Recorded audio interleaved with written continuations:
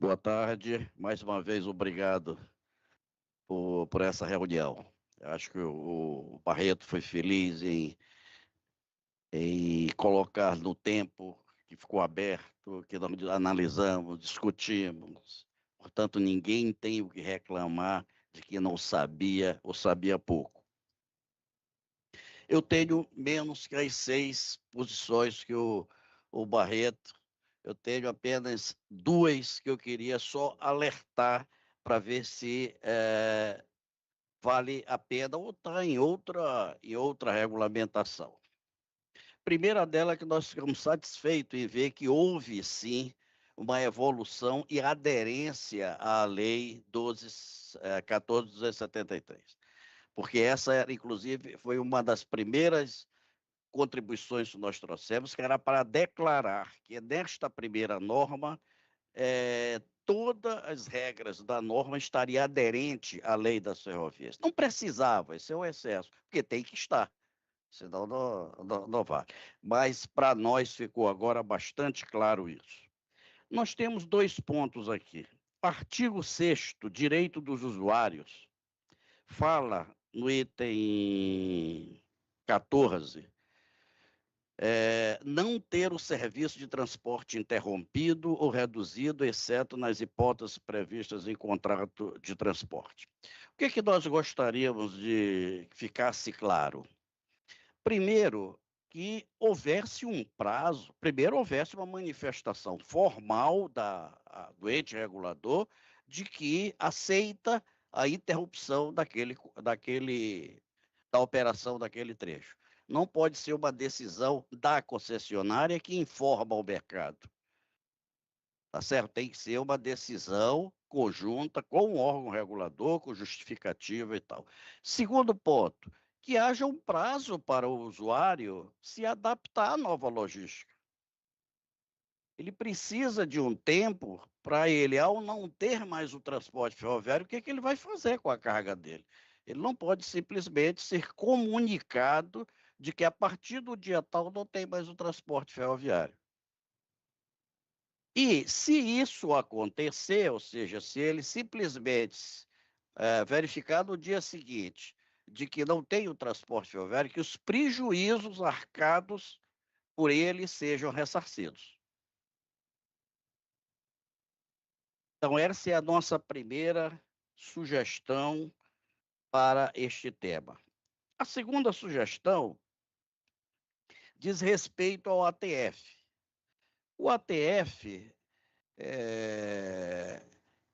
e nós concordamos, ele tem o preço livre, é mercado. No entanto, há uma situação que está nos preocupando, que é quando eu tenho uma ferrovia que vende 100% da capacidade a um ATF. E eu estou transferindo o monopólio que era daquela concessionária para um outro ente, que muitas vezes é até da próprio grupo econômico da própria concessionária. E aí o usuário se vê sem a proteção de um teto, tá certo? E o mercado livre para aquele ATF. Isso aí, aí sim, você teria um conflito que a lei fala que é para coibir a abusividade de preço e práticas anticoncorrenciais. Então, este é um ponto importante, porque nós já declaramos, e vamos, nós, a NUT, e vamos afirmar de novo, o dia que houver competição, nós não precisamos de teto tarifário, tá certo? Mas tem que ter competição. Se eu tenho uma ferrovia que só tem um ATF, não tem competição, tá? Então, este é um segundo ponto importante. E o terceiro e último diz respeito ao usuário dependente. Existem outros ajustes aqui, mas que eu vou passar batido, porque também tem um pouquinho aqui de buscar pelo e ovo. É do usuário dependente, tá? São 2 regras básicas do usuário dependente. Primeira delas é que tem que ter uma cláusula take or pay. Segunda delas é que tem ter um prazo mínimo de 5 anos, né, para informar as demandas e com aquela regra de 10% para mais, 10% para menos. O que nós estamos sugerindo para vocês avaliarem é a pergunta: há necessidade? Por que não deixar que o usuário e o concessionário negociem as cláusulas que quiserem? Existem as cláusulas essenciais, tá, nos contratos. Por que eu preciso impor numa norma que tem que ter cláusula take or pay? Se eu posso negociar com um determinado concessionário que não precisa, naquele caso específico, ter cláusula take or pay. E segundo, o próprio prazo. Eu sei que isso aí dá um pouco de segurança até ao usuário. Porém, nós tivemos caso no passado que houve um problema de mercado, eu não me lembro se foi da pandemia, que as demandas caíram brutalmente e nós tivemos que negociar para não pagar a cláusula pelo valor que estava contratado.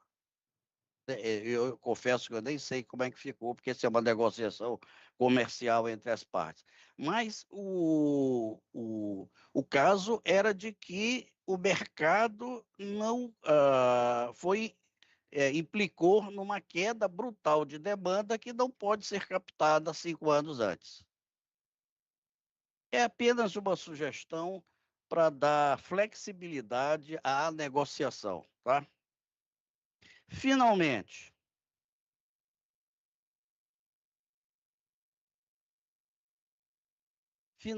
nós gostaríamos, no caso da, da- das atividades contratadas, que tem aquela relação do serviço exclusivo e assim por diante, tá certo? O que nós gostaríamos e que fique claro o seguinte: quando o serviço de abastecimento for ofertado pela operadora ferroviária, deve ser assegurado aos usuários tratamento isonômico e não discriminatório. É como está na norma proposta, tá? E aqui tem, mediante condições comerciais equivalentes, tal. Tem um conceito aqui.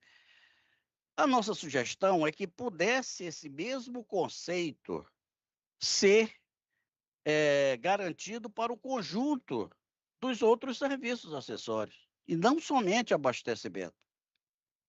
Todo e qualquer serviço a ser prestado, ele tem que ter o conceito de isonomia e não discriminação. Tá certo? E não apenas para o caso do serviço de abastecimento. É só para ampliar esse conceito, tá?